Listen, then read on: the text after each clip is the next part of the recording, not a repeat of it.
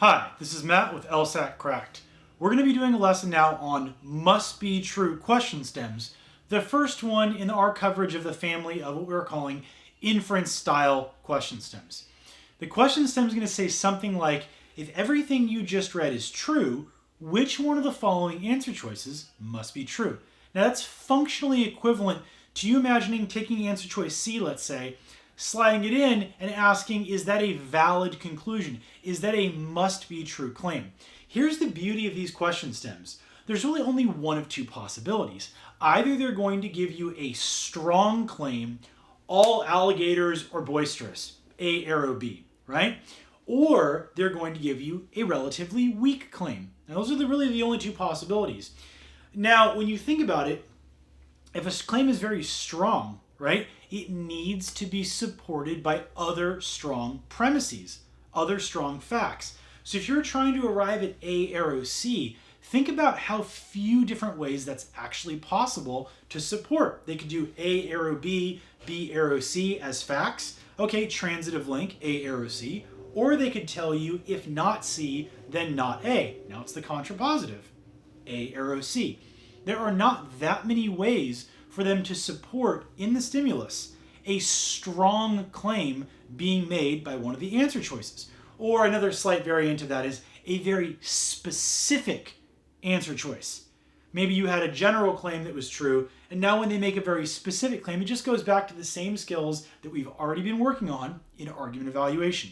Okay, now suppose though we look at an answer choice and we don't initially like it very much. It's kind of vague, kind of soft, a little bit fuzzy. Don't exactly know what it's talking about, but I can tell strength-wise at least, it's a sum claim. And you need to go back and work on your vocabulary skills to make sure you know all the different ways they can describe a sum quantifier. So sometimes, occasionally, often, a large number, right?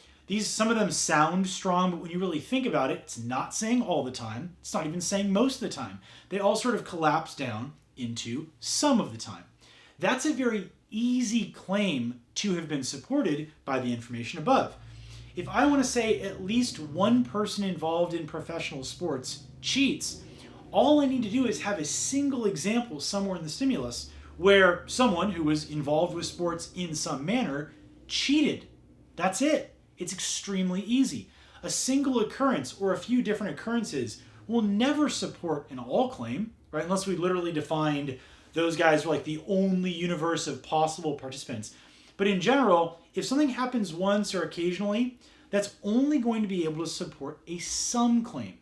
So I want you to have a very high bar when looking at the answer choices on any claim that's extremely strong. This is where you need to know your language for sufficient necessary relationships, because any arrow statement is an extremely strong claim, right? As we just covered.